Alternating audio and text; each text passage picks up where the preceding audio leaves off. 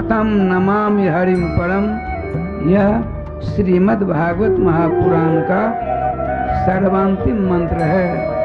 विश्व में प्रथम बार श्रीधाम वृंदावन में द्वाराचार्य अनंत श्री विभूषित जगत गुरु आचार्य श्री मुकुंद देवाचार्य पीठाधीश्वर श्री राधे श्याम शरण देवाचार्य जी के तत्वाधान में मिथिला कुंज आश्रम परिक्रमा मार्ग श्रीधाम वृंदावन में श्रीमद् भागवत महापुराण के 18,000 श्लोक शिलालेख सहित श्रीमद् भागवत महापुराण के मंदिर के निर्माण हेतु सहयोग राशि एक ईंट का दान मात्र 1100 रुपए और एक श्लोक शिलालेख सहित 5100 रुपए और श्रीधाम वृंदावन में लगातार अखंड संकीर्तन हरिनाम संकीर्तन एकमात्र मिथिला कुंज आश्रम में लगातार 30 वर्षों से चलता आ रहा है।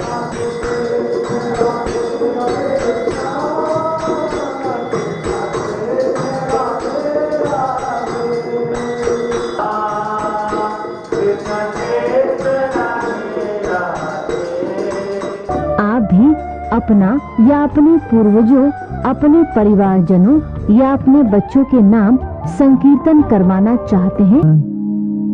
गुणैकराशिं विहंगिनं ब्रह्म परं वरेण्यं ध्यायेम कृष्णं कमलेक्षणं हरिं अंगे तु वामे वृषभानुजां मुदा विराजमानां अनुरूप शोभगां सखी सहस्रैः परिसेवितां सदा स्मरेम देवीं सकलेष्टकामदां। गोविंद जय जय गोपाल जय जय गोविंद जय जय गोपाल श्री राधा रमण हरे गोविंद जय जय श्री राधा गोविंद जय गोविंद जय जय गोपाल जय जय गोविंद जय गोपाल जय श्री राधा रमण हरे गोविंद जय जय श्री राधा रमण हरे गोविंद जय गोविंद जय जय प्यारे गोपाल जय जय गोविंद जय जय प्यारे गोपाल जय श्री राधा रमण हरे गोविंद जय जय श्री राधा रमण हरे गोविंद जय श्री राधा रमण हरे गोविंद जय जय श्री राधा रमण हरे गोविंद जय जय श्री राधा सर्वेश्वर भगवान की जय श्री गुरुदेव भगवान की जय सकल संत समाज की जय श्री नाम संकीर्तन की जय श्रीमद् भागवत महापुराण की जय श्री हनुमान जी महाराज की जय जय जय श्री राधे श्याम नाम महाराज की जय जय जय श्री राधे श्याम नाम महाराज की जय जय श्री राधे। समादरणीय पूज्य चरण भगवत चरणानुरागी श्रोत्र वृंद, हमको आपको सबों को सबसे पहले चारों युगों के वैष्णवाचार्यों के चरणों की धूलि को अपने मस्तक पर धारण करते हुए अपने अपने इष्ट श्री रामकृष्ण के मंगल में, मधुमय, आनंद में तथा रसमय नाम को अपने गले का हार बनाते हुए श्रीमद् भागवतामृत का रसास्वादन करने का सफल प्रयास करना चाहिए। जय श्री राधे। प्रसंग चल रहा है श्रीमद् भागवत महापुराण में सर्वप्रथम श्रोता का।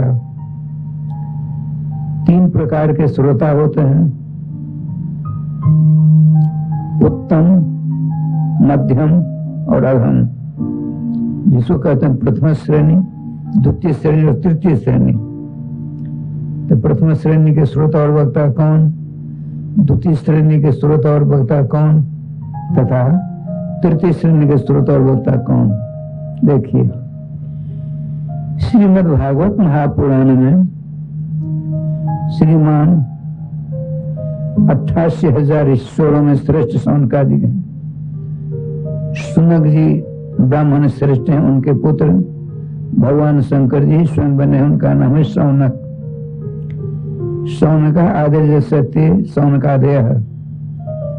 सौनक जी आदिक 88,000 ईश्वर है और ये हुए श्रोता और वक्ता श्रीमान सूत जी हैं। सूत जी श्री सुखदेव जी के शिष्य हैं, परम धर्मात्मा है। श्रीमान सूत जी ने सोचा इन 88,000 ब्राह्मणों को भागवतामृत का रसास्वादन कराने का हमें सौभाग्य प्राप्त हुआ है। मुझ जैसा कौन होगा वक्ता। श्रीमान सौनकादिकों ने सोचा श्रीमद् भागवत महापुराण को श्रवण करके हमारी संसार में बड़ी ख्याति होगी, इसलिए इनको तृतीय श्रेणी मिली। द्वितीय श्रेणी के श्रोता वक्ता कौन, भगवान वेदव्यास जी महाराज। एक ओंकारात्मक वेद था, उसको 1,00,000 मंत्रात्मक 4 वेदों में विभाजित किया, जिनका नाम है ऋग्वेद, यजुर्वेद, अथर्ववेद और सामवेद। इसके बाद महाभारत में 1,00,000 श्लोक हैं। फिर 3,82,000 श्लोकात्मक 17 पुराण बना डाले, फिर भी शांति नहीं मिली। नामाश्रय लेते हैं, भगवान नारद जी आते हैं, इनको नाना प्रकार के उपदेश दे करके आपने कहा, आपने अब तक जितने ग्रंथों का निर्माण किया है उनका दोहन करिए, उनका मंथन करिए। उनमें से परमहंसों के लिए, साधु संतों के लिए नाम रूप लीलाधाम को छांट करके अलग पुस्तक बनाई, अलग ग्रंथ बनाई। क्यों? इतने ग्रंथों को बनाने के बाद भी वेदव्यास को स्वयं को शांति नहीं मिल रही है। ऐसा क्यों हुआ? कि अवैष्णव थे। अब आपने वैष्णवी दीक्षा ली, वैष्णवी दीक्षा ले करके श्रीमद् भागवत महापुराण का पारायण किया तो शांति मिली। देखिए, भगवान वेदव्यास जी श्रोता हैं। अब भगवान देवर्षि नारद जी दोनों का नाम 24 अवतारों में आता है। देवर्षि नारद जी भी 24 अवतार में है, वेदव्यास जी 24 अवतार में है। लेकिन जब श्रेणी की बात हुई तो वक्ता देवर्षि नारद जी को द्वितीय श्रेणी मिली और श्रोता वेदव्यास जी को द्वितीय श्रेणी मिली। क्यों? अपनी शांति की खोज करे थे, निज शांति की खोज। तृतीय श्रेणी के श्रोता वक्ता प्रतिष्ठा के लाभ में आ गए, इसीलिए तृतीय श्रेणी। इनको स्वयं की शांति मिली, इसीलिए स्वयं को शांति नहीं प्राप्त हो रही, शांति मिले इसलिए आपने मंत्रोपदेश लिया और इसमें भागवत का पारायण किया। इसीलिए द्वितीय श्रेणी के श्रोता हुए वेदव्यास जी और द्वितीय श्रेणी के वक्ता हुए देवर्षि नारद जी। अब आइए, पांडुकुल घोषण राजा राजेश्वर उत्तरा के लाल अभिमन्यु कुमार, परीक्षित जी को ध्यान से सुनिए, पीछे मनन करना। प्रथम श्रेणी क्यों मिली? ब्राह्मण कुमार का साप मिला है। 7वें दिन मेरे पिता गले में तूने जो सांप पहनाया है, वही सांप तक्षक बनकर तो उसको काट खाएगा। इसको रोकने की क्षमता ब्रह्मांड में किसी में नहीं है। जब इनको मालूम पड़ा सबों का परित्याग करके विष्णुपति मां गंगा के पावन तट पर उत्तराभिमुखी होकर बैठे हैं, यह सूचना पूरे ब्रह्मांड में फैल गई। देवर से ब्रह्मांड से राजर्षि सबके सब उपस्थित हो जाते हैं, हजारों की तादाद में। जथासमय अपने समूह का सम्मान किया। अब प्रश्न किया, क्या प्रश्न किया सो देखिए। अपने लिए कुछ नहीं, जिस किसी को यह मालूम पड़ा मेरी मौत 7वें दिन होगी, उस मरण धर्मा को किस देवता के नाम का सहारा लेना चाहिए, किस देवता के चरणों की पूजा अर्चना फिर श्राद्ध अर्चना करनी चाहिए, किस देवता का ध्यान करना चाहिए। इससे विपरीत बात हो तो बताइए। श्रीमान परीक्षित जी का प्रश्न है। श्री श्याम सुंदर सुखदेव जी के रूप में प्रकट हो जाते हैं। स्कंद पुराण में लिखा है, नंदन नंदन रूपम श्री सुख भगवान ऋषि। नंदन नंदन वसुदेव नंदन नहीं, नंदन नंदन ध्वज मुरली मनोहरा प्रियकांत श्री श्याम सुंदर ही व्यास नंदन श्री सुखदेव के रूप में प्रकट हो जाते हैं और सिंहासन में बैठकर और लक्ष्यदार भागवत जी का मांगलिक उपदेश देना प्रारंभ कर दिया। दोनों को प्रथम श्रेणी क्यों मिली? श्रीमान परीक्षित को अपनी चिंता नहीं है, ब्रह्मांड के समस्त जीवों की चिंता है। जो मरने के लिए आया है, मरेगा जन्म लेगा, मरेगा जन्म लेगा। पुण्य मरणम जननम पुण्य मरणम पुण्य जननी जठरे सैनम ये संसारे खल दुस्तारे कृपया पारे पाए मुरारे। आज शंकराचार्य जी अपनी चरपट मंजरी नाम के ग्रंथ में लिखते हैं, जन्म के बाद मृत्यु, मृत्यु के बाद जन्म, जन्म के बाद मृत्यु, मृत्यु के बाद जन्म। यह चक्र नहीं छूटता है।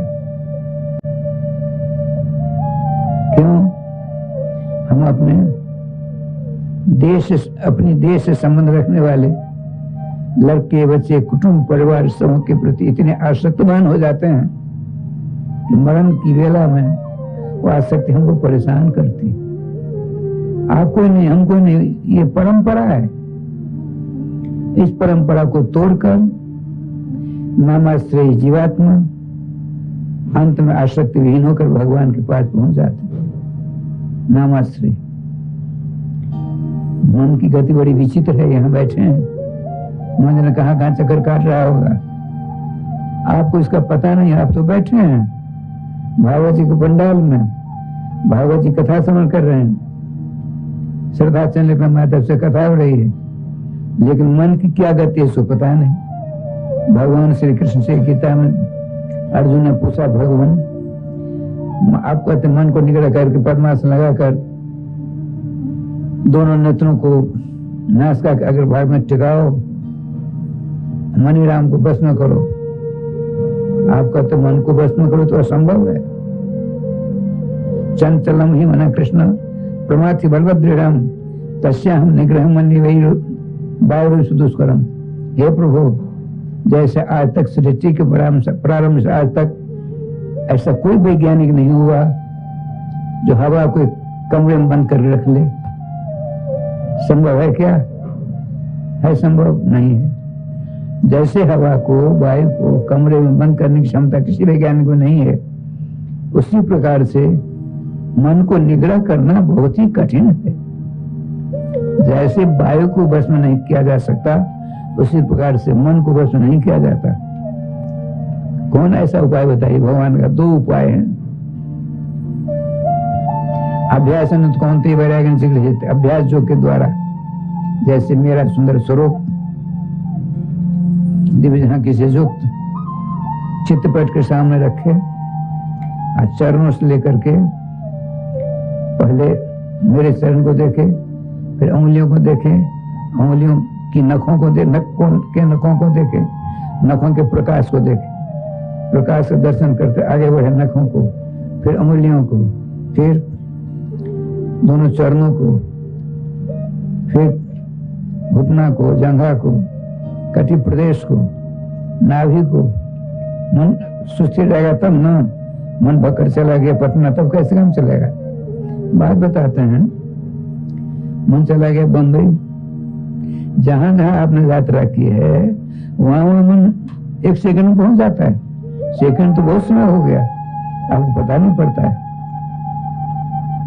कभी कभी ऐसा होता है, हमने ना दृष्टि श्रोता व मन चिंतन, न हमने देखा है, न सुना है, न चिंतन किया है, वहां भी मन पहुंच जाता है। ऐसा होता है, हमने अनुभव किया हुआ। ठाकुर जी के पास देख के लीला हुई, कटी प्रदेश में पहुंचे, वहां से ऊपर चले, उधर के दर्शन किए। भगवान कहते हैं अर्जुन को, मेरे उधर में पेट में 3 बलियां हैं, रेखाएं, उनको देखे। फिर गहरी, मेरा हृदय गहरा, उसको देखे। फिर वक्षस्थल ऊंचा है, आजा नमित भुजाएं हैं मेरी, उनको देखे। फिर गिरवा है शंख के समान, चिबुक में गड्ढा है, होठ मेरे लाल लाल हैं, दर्पण के समान, शीशा के समान, ऐना के समान दोनों हमारे कपोल हैं, तोता के समान नाश का, समूह कर दोनों हमारे कान बराबर हैं, उनको देखे। उसके बाद लंबी लंबी आंखें हैं, उन लंबी लंबी आंखों में लाल लाल डोरे के चिन्ह हैं, उनको देखे। फिर धनुषाकार भिक्षु के देखे, भ्रुकुटी को। उसके बाद उन्नत भाल को देखे, ललाट को। फिर काले काले घुंघराले बाल को देखकर मन को वहां थोड़ी देर विश्राम करना देख, वो थकावट हुई ना, चरणों के नख के आभार को देखता देखता वहां तक आया है, तो परिश्रम में पड़ा है ना। मेरे काले काले घुंघराले बाल के पास उस थोड़ा विश्राम करने दे, लेकिन मन को छूट नहीं दे। मन को छूट होगी तो सत्यानाश हो जाएगा। फिर मन को जैसे आरोहण किया था चारा, तो उससे बड़ा आरोहण करो। बालों से ललाट, भ्रुकुटी, नेत्र, नासिका, कर्म, जुगर, कपोल, होठ, चिबुक, कंठ, नभ, वक्षस्थल, आजाम नमित भुजाएं, हृदय, त्रिबल युक्त उदर, जंघा, घुटना, दोनों चरण, दोनों चरणों की अंगुलियां, नख और उसके प्रकाश। इस प्रकार से अभ्यास करेगा, आपका मन आपके बस में हो जाएगा। बिना लगाम के घोड़े के समान मन है, बिना उसको निगह के काम चलने वाला नहीं है। वह वैराग्य अभ्यास जो हो इस प्रकार से। वैराग्य माने, अरे मेरे पिता पितामह पर पितामह कहां चले गए, जो यहाँ आता है उसको जाना ही पड़ता है, तो उसके लिए संग्रह करने की आवश्यकता है। क्यों नहीं भगवान नाम लिया जाए। भगवान की समस्त विभूतियां हैं, समस्त वस्तुओं में भगवत दर्शन करें, ये वैराग्य है। क्षणभंगुर संसार में कुछ नहीं है, और क्षणभंगुर शरीर है। क्षणभंगुर अनित्य शरीर के द्वारा नित्य भगवान सर्वेश्वर श्याम सुंदर को प्राप्त करना ही एकमात्र उद्देश्य होना चाहिए। भगवान श्री कृष्ण कहते हैं अर्जुन को कुछ नहीं चाहिए, तुम शुद्ध होता स्वरूप में हुए, या आप हमारी आपकी तरफ से बकावत कर रहे हो। मन आपका निग्रह हो गया, चकाचक मन ही मनुष्याणाम कारण मोक्षो हो। धर्मशास्त्र कहता है मन ही मनुष्यों को बंधन में जकड़ देता है, और मन ही भगवान सर्वेश्वर के साथ पहुंचा देता है, पास पहुंचा देता है। श्रीमान परीक्षित जी श्रोता है, उनको क्या चाहिए? लड़के बच्चे, कुटुंब परिवार, सगे संबंधी, कुछ नहीं, कृष्ण चाहिए। कृष्ण कृष्णार्थी श्रोता है। अब वक्ता सुखदेव जी कृष्णार्थी, इसे दोनों मेल हुआ, और दोनों प्रश्न सुनने के श्रोता वक्ता हो गए। बात समझ में आई? ये श्रीमान सुखदेव जी कहते राजन, संसार अनित्य है, जिसको तुम देख रहे हो, जिसका चिंतन करते हो, जिसका स्मरण करते हो सब के सब क्षणभंगुर हैं, नष्ट होने वाले हैं, इनका चिंतन कर कोई लाभ नहीं होगा। तुमको चिंतन करना है सर्वेश्वर श्री श्याम सुंदर के माध्यम से, सर्वेश्वर श्याम सुंदर के चरणों का चिंतन करो, चकाचक हो जाओगे। वो कैसे होगा? नाम के द्वारा। नामार्थी हो जाओगे, नामाभ्यासी हो जाओगे। धीरे धीरे नाम भगवान तुमको नामी के पास पहुंचा देंगे। नहीं ज्यादा नाम स्मरण किए होगे तुम तो स्वयं नामी को नाम भगवान ला करके साकेत गोलोक से तुम्हारे सामने विराजमान कर देंगे। ये नाम भगवान का काम है। नाम की सेवा करना तुम्हारा काम है। श्रीमान परीक्षित जी ने पूछा, प्रभु आप बराबर नाम के ऊपर बहुत ज्यादा बल देते हैं और कहते बिना नाम से काम नहीं होगा, ये आपके अपने दिमाग की उपज है या किसी साधु संत महात्मा ने कहा है? ये बताइए। श्रीमान सुखदेव जी कहते हैं नहीं, एतन निर्विद्यमाना नाम इच्छताम कुतुभयम योगी नाम निर्नितम हरे नामानुकीर्तन। राजन सुनो, एतन निर्विद्यमाना नाम, देखिए किसी एक व्यक्ति को उसके पुण्य के प्रभाव से संसार के समस्त सुख सुविधा उसके पास आ जाए, संभव है? संसार लगभग 200 कुछ राष्ट्र हैं, 1 नंबर 2 नंबर 3 नंबर के राष्ट्र हैं। समस्त राष्ट्रों की सुख सुविधा किसी एक भाग्यशाली के पास आ जाए, उन सुख सुविधाओं को भोगता भोगता उसको वैराग्य आ जाए, वैराग्य, अरे राम राम मैंने सारा जीवन बर्बाद कर डाला, एक न एक मौत तो आवेगी ही आवेगी। मुझसे पूछेगी तुमने क्या किया अब तक? तुमको तो भगवत दर्शन करने के लिए, भगवान को प्राप्त करने के लिए मानव शरीर मिला था, तुमने विश्व के वैभव रूपी जाल में फंसकर अपने आप को बर्बाद कर डाला, तब मैं क्या उत्तर दूंगा? बात समझ आती है? श्री सुखदेव जी कहते हैं परीक्षित जी को, तब उसको क्या करना चाहिए? एकमात्र नाम लेना चाहिए। तब निर्विद्यमाना नाम, समस्त संसार के भोगों को भोगने के बाद यदि वैराग्य हो गया तो क्या करना चाहिए? नाम की शरण लेना चाहिए। और इच्छताम अकुतुभयम, ठाकुर जी की बात से, एतम निर्विद्यमाना नाम इच्छताम अकुतुभयम, समस्त सुख सुविधा को प्राप्त करने के बाद भी यदि वैराग्य आवे तो क्या करना चाहिए? नाम की शरण ले लेना चाहिए। यदि नाम की शरण लेता है तो उसका कल्याण हो जाता है। और यदि कुछ नहीं चाहिए कि मोक्ष चाहिए, नाम की शरण लो। नाम की शरण लोगे, नाम भगवान सारी व्यवस्था कर देंगे। इतना ही नहीं, तूने पूछा ना, ये तूने पूछा ये आपके केवल दिमाग की उपज है, किसी साधु संत महात्मा विद्वानों ने समर्थन किया है? तो सुनो, योगी नाम निर्णीतम हरे नामानुकीर्तनम, बड़े बड़े योगियों के द्वारा निर्णीत सिद्धांत है। क्या निर्णीत सिद्धांत है? भगवान सर्वेश्वर श्याम सुंदर के मंगल नाम का कीर्तन करना चाहिए, भजन करना चाहिए, स्मरण करना चाहिए, चिंतन करना चाहिए। यह समस्त योगियों का निर्णीत सिद्धांत है। इसमें किसी प्रकार का अगर से मगर परंतु की गुंजाइश है ही नहीं। अच्छा भगवान ऐसी बात है तो नाम के द्वारा किसी को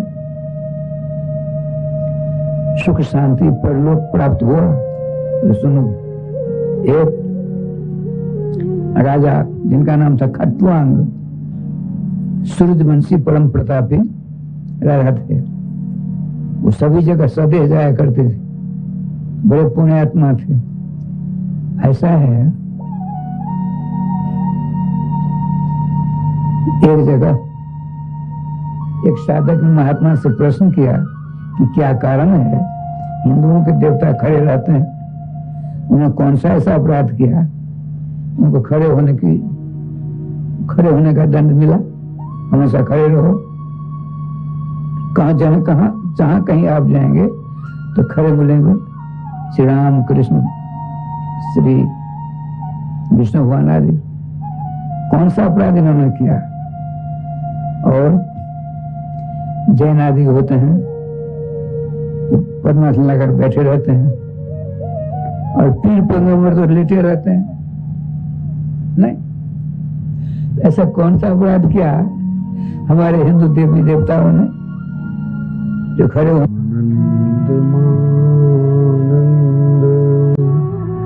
करम प्रसन्नम ज्ञान स्वरूपम निज भावयुक्तम योगीन्द्रनित्यं भवरोगवेद्यं श्रीमद्गुरुं नित्यं स्मरामि।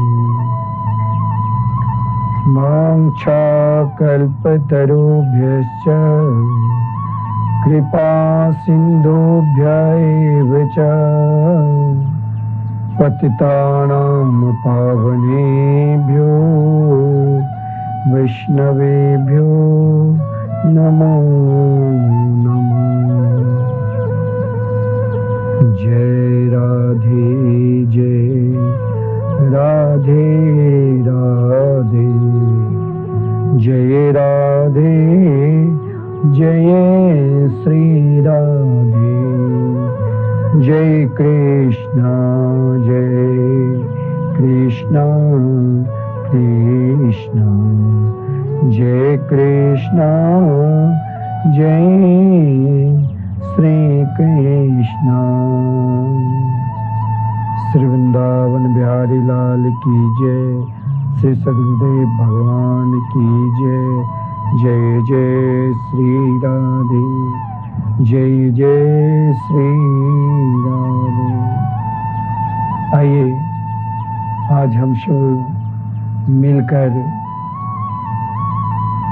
भगवान नाम की दिव्याति दिव्य गुणगान करते हुए भागवत महिमा की गान करें।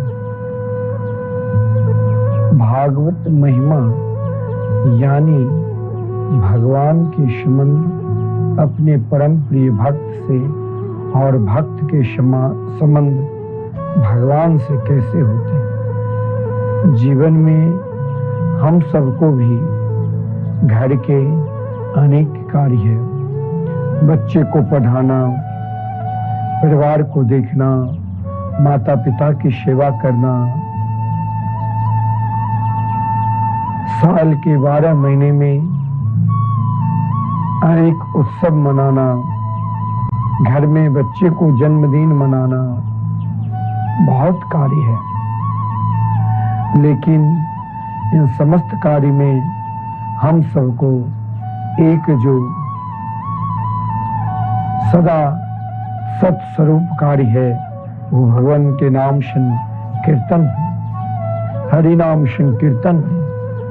जीवन में आप जो भी कार्य करते हो वो कार्य में कभी सफलता मिलती है, कभी असफलता, लेकिन हम सबके एक श्रेष्ठ ही कार्य है जिन कार्य में कभी असफलता मिलती नहीं है वो हरि नाम संकीर्तन।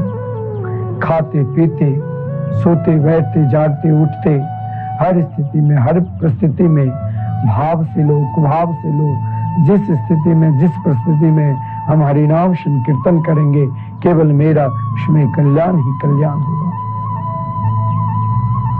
चाहे आज कल्याण हो, अगर हम विश्वास के साथ भगवान नाम में समर्पित है तो जरूर एक दिन हम सभी को बांके बिहारी के दर्शन मिलेंगे, जिसे हम अपना इष्ट मानकर सदा आराधना कर रहे हैं, उनकी पूजा कर रहे हैं, उनकी उपासना कर रहे हैं, वो जरूर एक दिन हम सभी को दर्शन देंगे।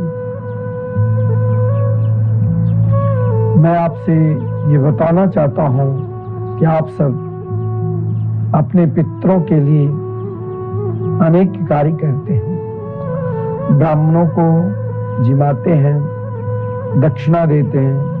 यहाँ भी श्रीधाम वृंदावन में आपका आश्रम मिथिला कुंज आश्रम, जहाँ ठाकुर से राधा मोहन बिहारी के दिव्याते दिव्य मंदिर है और जहाँ निरंतर वृंदावन में एक ऐसा स्थान है, जब भी आप कभी आओ वहां नहीं संदेह। कभी कभी क्या होता है, कोई कुछ दान करता है तो संदेह होता है कि मेरा दान का कोई दुरुपयोग न कर दे।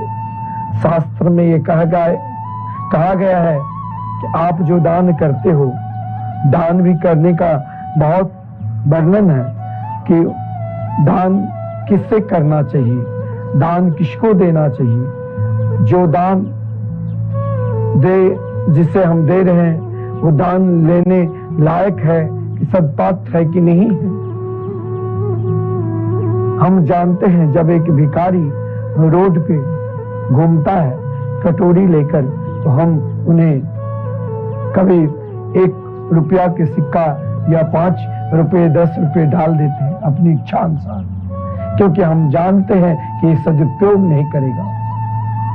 परंतु हम टीवी चैनल के माध्यम से निरंतर अनेकों जगह श्रवण करते आ रहे हैं कि आप संतों के लिए सेवा करिए। इन पितर पक्ष में आपके पितर प्रत्यक्ष ब्रह्म सूक्ष्म रूप से जिनके निमित्त आप दान करते हैं, वो सूक्ष्म रूप से उन दान के फल से वो भगवत धाम में निरंतर वास करते हैं। तो मैं आपके कहना चाहता हूं, दान भी कहां देना चाहिए? क्या दान लेने का सदपात्र है? अगर आपका दान लेकर वो दुरुपयोग कर रहा है, उससे भी अधर्म होता है। कोई अपने सुख के लिए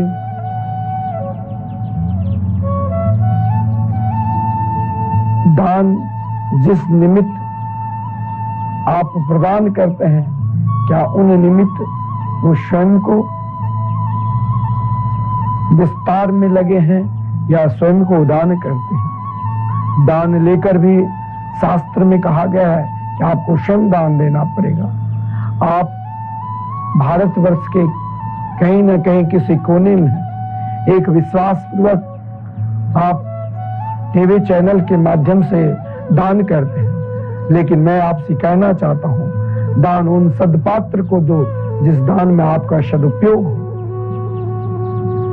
आप कभी भी वृंदावन दर्शन करने के लिए आओगे तो परिक्रमा मार्ग में मिथिला कुंज आश्रम में जो निरंतर सत्संग कथा भारतवर्ष के तमाम विद्वान भागवत प्रवक्ता के द्वारा निरंतर कथा चलती रहती है, और साथ में यहाँ नित्य संकीर्तन नित्य दैनिक सत्संग, दैनिक संकीर्तन प्रायः हर जगह लोग करते हैं, कराते हैं। लेकिन वृंदावन में एकमात्र मिथिला कुंज आश्रम है। ठाकुर श्री राधा मोहन बिहारी के पावन सानिध्य में निरंतर 24 घंटे अखंड संकीर्तन, हरिनाम संकीर्तन, राधे कृष्ण कृष्ण कृष्ण राधे राधे, राधे श्याम श्याम श्याम राधे राधे आपको सुनाई देंगे। ये संकीर्तन एक पल के लिए भी, एक क्षण के लिए भी बंद नहीं होता है। ये संकीर्तन उन संत के द्वारा स्थापना की गई है, उन संत के द्वारा सत्संकल्प से जुड़ा गया है, जिन संत ने निरंतर केवल अपने जीवन को भगवान नाम में ही लगा दिया है। जिनके जितने भी अनुयायी है, उन अनुयायी को जब उनके निकट दीक्षा लेने के लिए पहुंचता है, हमारे पूज्य गुरुदेव उनसे एक ही गुरु दक्षिणा के रूप में मांगते हैं। क्या कि आप निरंतर, अगर आप शरणागति स्वीकार करने के लिए आए हो तो निरंतर भगवान नाम लो, 16 माला नित्य जाप करो। चाहे आप हरे कृष्ण कृष्ण कृष्ण हरे हरे, हरे राम राम राम हरे हरे, राधे कृष्ण कृष्ण कृष्ण राधे राधे, राधे श्याम श्याम श्याम राधे राधे। जहां आपकी इच्छा है, हम सबके 24 घंटे में 21,600 बार श्वास निकलता है और उतनी बार भगवान नाम लेना चाहिए। पूज्य गुरुदेव अपने शिष्य से बार बार एक ही प्रेरणा दे कि आप 16 माला निरंतर भगवान के नाम जाप करो। हम सबको भी ये कार्य करना चाहिए। हम भारतवर्ष के किसी भी कोने पर बैठे हैं, लेकिन हमारी इच्छा है कि हम भी वृंदावन में अपने लिए या अपने लड़के बच्चे के लिए, अपने परिवार की सुख समृद्धि के लिए, और या अभी पितर पक्ष चल रहे हैं, आप पितरों के निमित्त श्री धाम वृंदावन में अगर एक दिन भी आपकी इच्छा जगी भगवान नाम संकीर्तन के लिए, तो नाम संकीर्तन में वो शक्ति है, नाम संकीर्तनम यस्य सर्व पाप प्रनाशनम, समस्त पापों को दूर करने की ताकत अगर किसी में है, एक बात नाम संकीर्तन नहीं। संसार में हर उद्यम करने से अलग अलग फल मिलता है, लेकिन हरिनाम संकीर्तन करने मात्र से ही आपको समस्त साधन के फल मिल जाएगा, समस्त तप का फल मिल जाएगा, समस्त योग का फल, समस्त ध्यान का फल। स्वयं शास्त्र में कहा गया है, यत फलम नास्ति तपसा न योगेन समाधिना तत्फलम लभते सम्यक कलो केशव कीर्तना। टीवी चैनल के माध्यम से जो हरिनाम संकीर्तन के प्रेमी हैं, और मैं दावा के साथ कहता हूं, आपको जिस शास्त्र, जिस पुराण, जिस विद्वान के निकट जाकर ये प्रश्न करना आप जरूर कर सकते हैं कि संसार में सबसे बड़ा कोई दान है, एकमात्र हरिनाम संकीर्तन।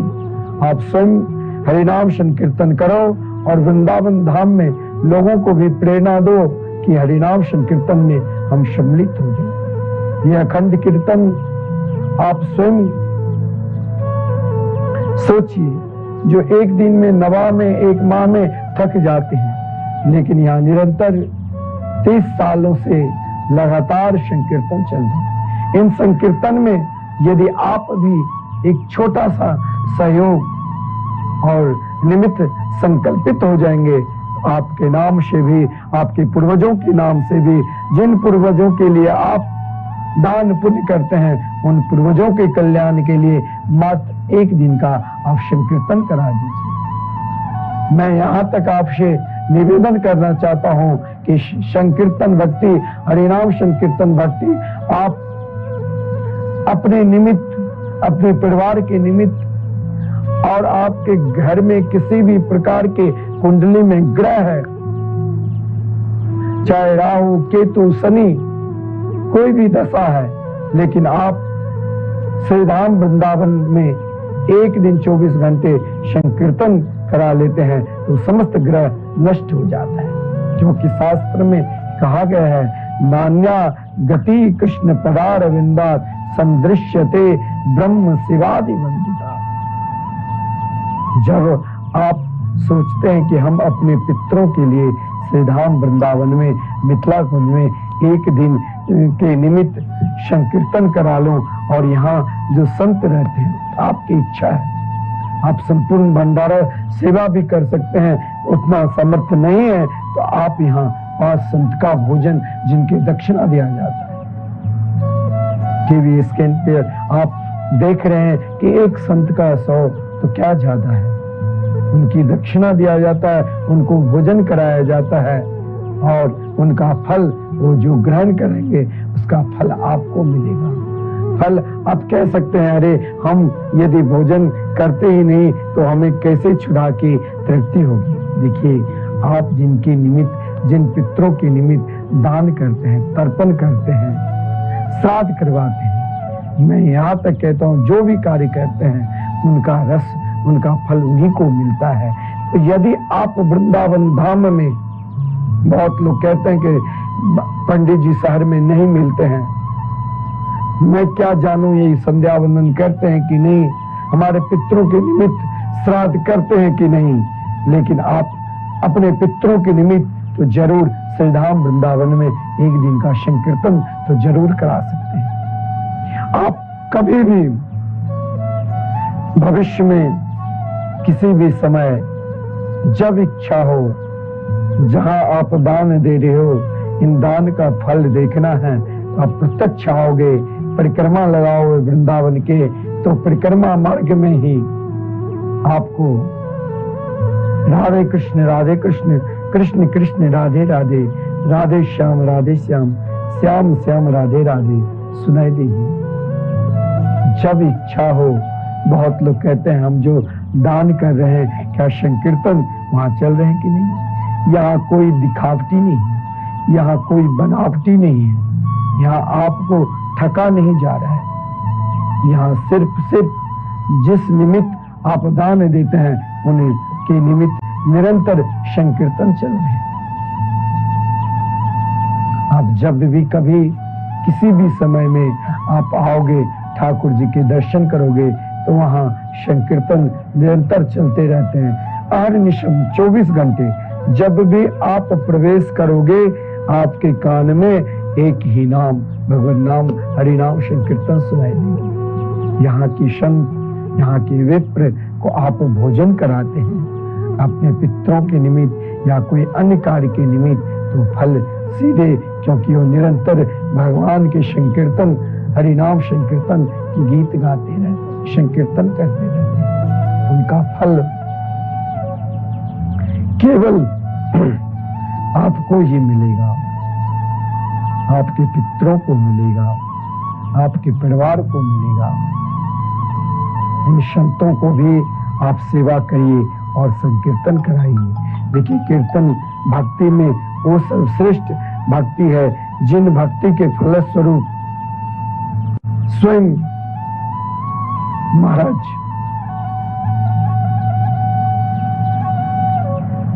प्रहलाद जी हो, कबीरदास जी हो, रंती देव जी हो, राजा हरिश्चंद्र हो, सभी को भगवान नाम से ही कल्याण हुआ। कल की प्रसंग में आपने भागवत महिमा में आपको एक ही शब्द प्रसंग सुनाई दिया था।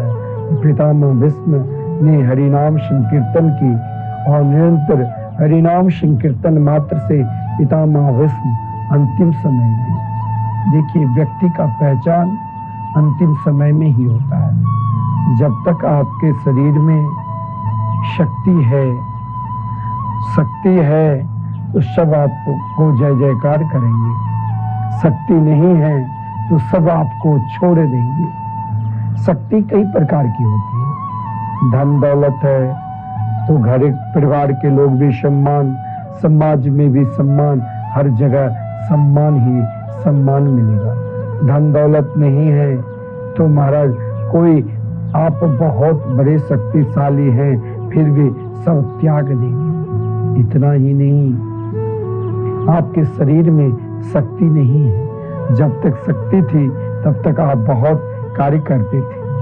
हम लोग भी साधु संत हैं, जब हम लोगों की अवस्था होती है कि भाई हम बहुत श्रेष्ठ हैं, अभी बलशाली है, तो सब रखने के लिए हर आश्रम में कहेंगे आप सेवा करो। लेकिन जब शक्ति समाप्त हो जाती है वृद्धावस्था में, उन संतों को भी लोग त्याग देते हैं। वो कहाँ जाकर भजन करे, कहाँ जाकर बैठे। ये मिथिला कुंज में उन संतों को रखा जाता है।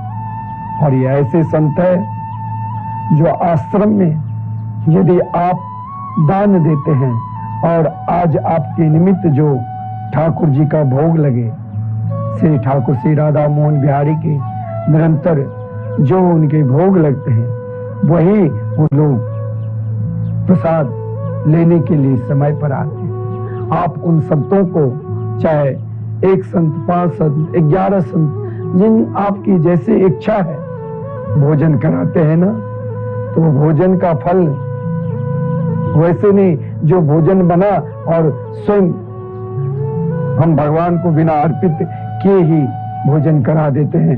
यहाँ भगवान को अर्पित किया जाता है, ठाकुर जी को भोग लगाया जाता है।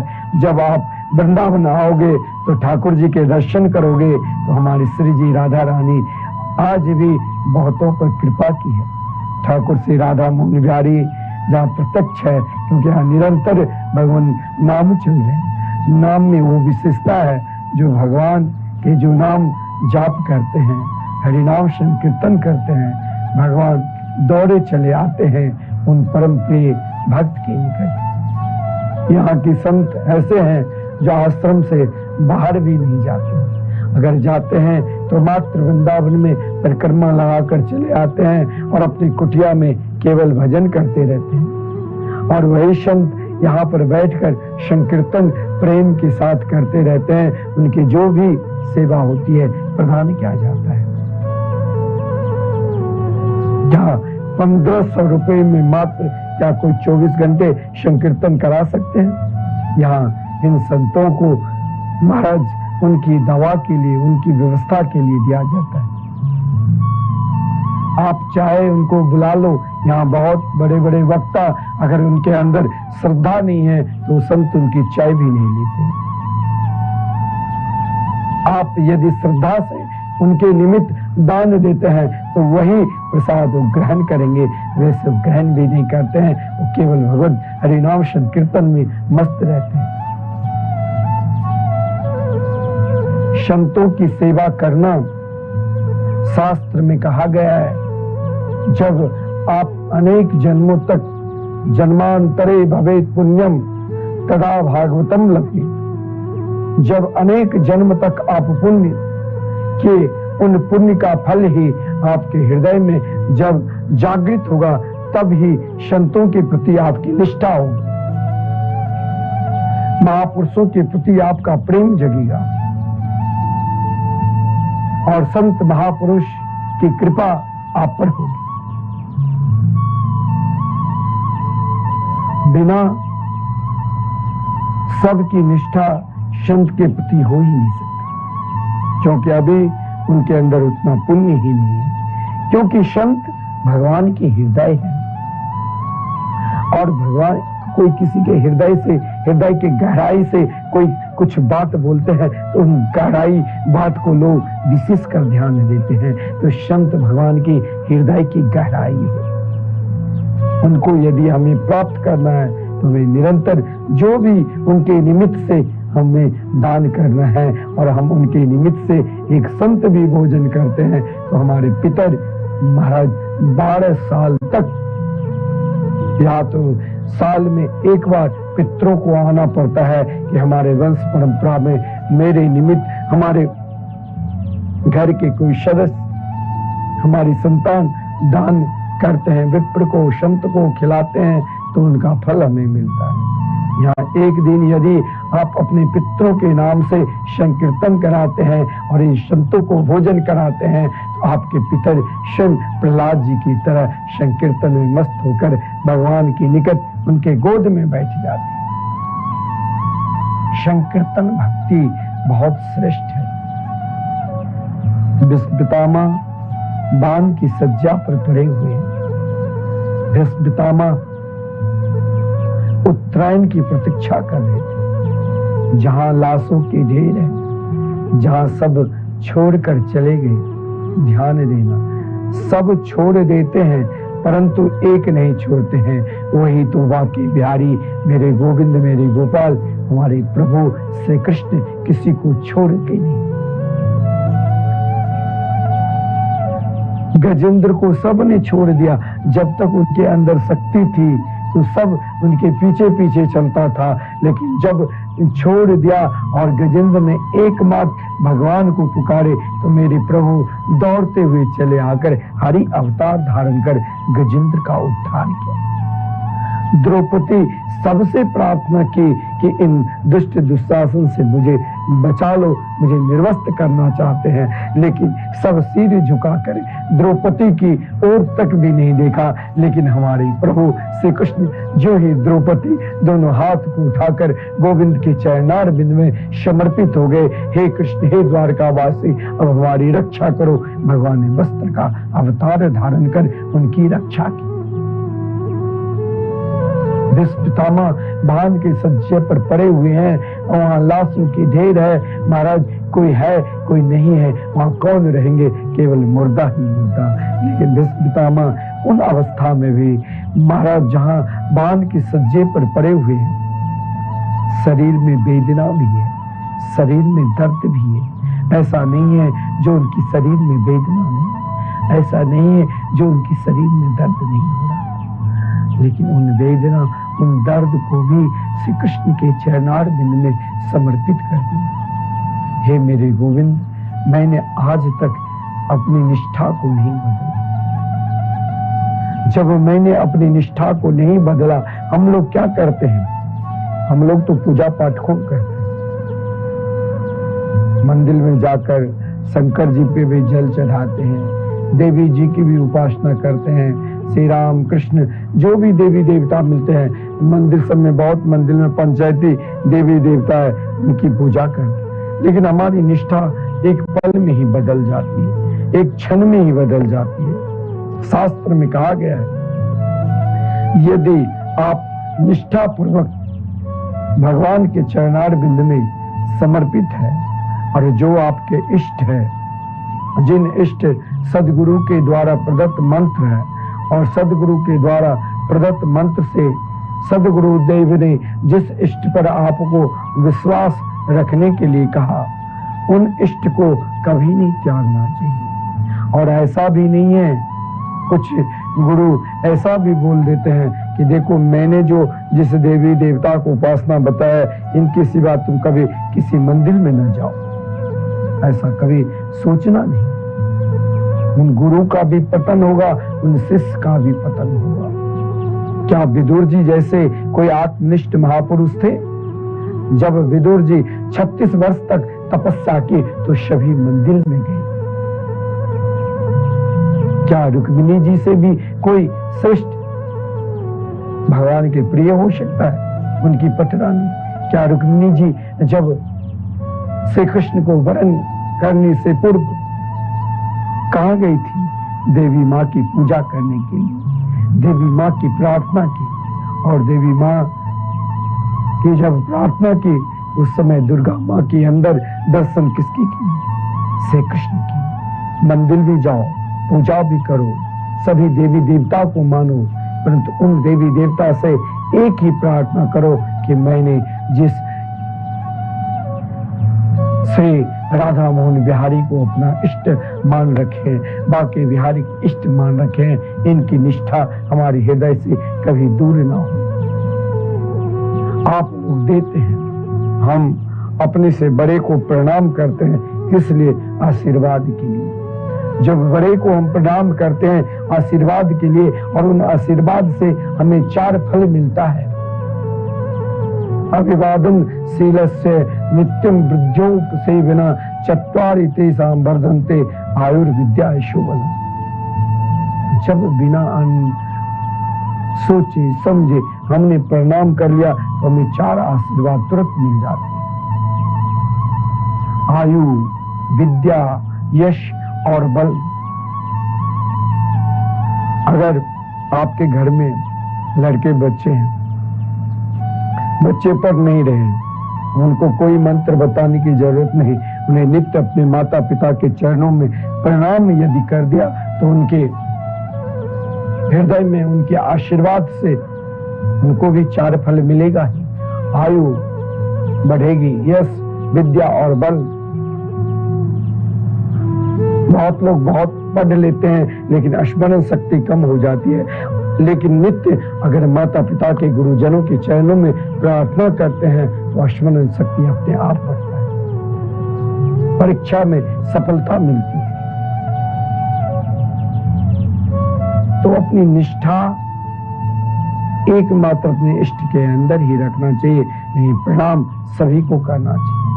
फिर देवी देवताओं को हम पूजन क्यों छोड़े, उनको भी हम प्रणाम करें, उनसे यही प्रार्थना मांगे, हमें बाके बिहारी के चरणों में प्रेम जगे, हमें वृंदावन के प्रति निष्ठा जगे, हमें वृंदावन के प्रति समर्पित भाव जगे।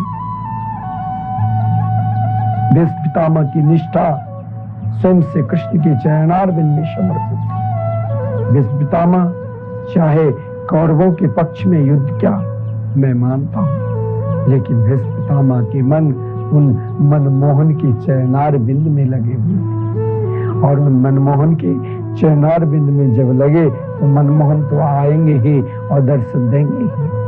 अंतिम समय में जब बाण की सज्जा पर पड़े हुए हैं, लाशों की ढेर में, वहां भी श्री कृष्ण के नाम का स्मरण किया।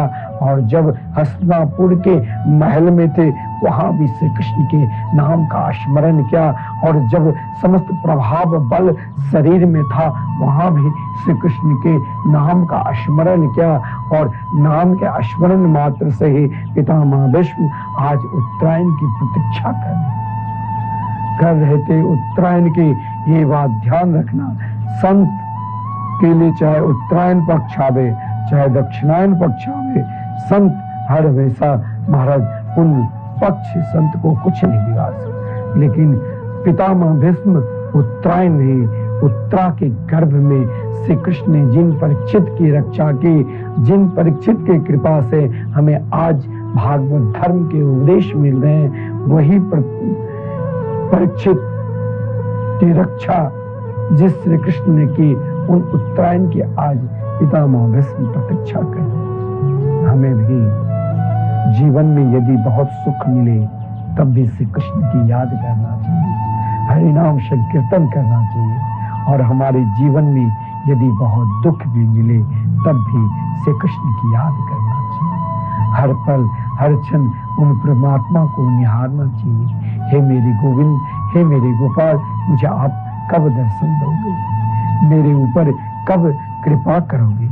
और जब कृपा करेंगे तो हम भी भीष्म पितामह की तरह ब्रह्मा की सृष्टि में भीष्म पितामह जैसे आत्मनिष्ठ महापुरुष, जिसने भगवान से यही कहा दावा के साथ, प्रभु जब मैं अपने शरीर को प्रत्याग करूं तब तक आप मेरी प्रतीक्षा करो।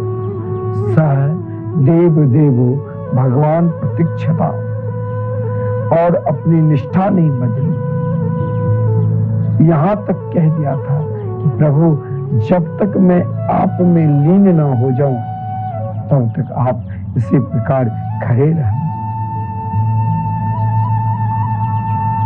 भगवान ने आज पितामह की बात मानकर और वहीं पर खड़े रहे। पितामह भीष्म ने कहा, हे मेरे गोविंद, हे मेरे गोपाल, आप कितने बड़े दयालु हैं, कितने बड़े कृपालु हैं। आपने समस्त प्राणियों के ऊपर कृपा के लिए सदा हर स्थिति में, हर परिस्थिति में आप उन पे कृपा करें। कृपा आपकी होनी चाहिए हर स्थिति में, हर परिस्थिति में, हर क्षण, हर पल आप अपने परम प्रिय भक्तों को ही ध्यान रखें।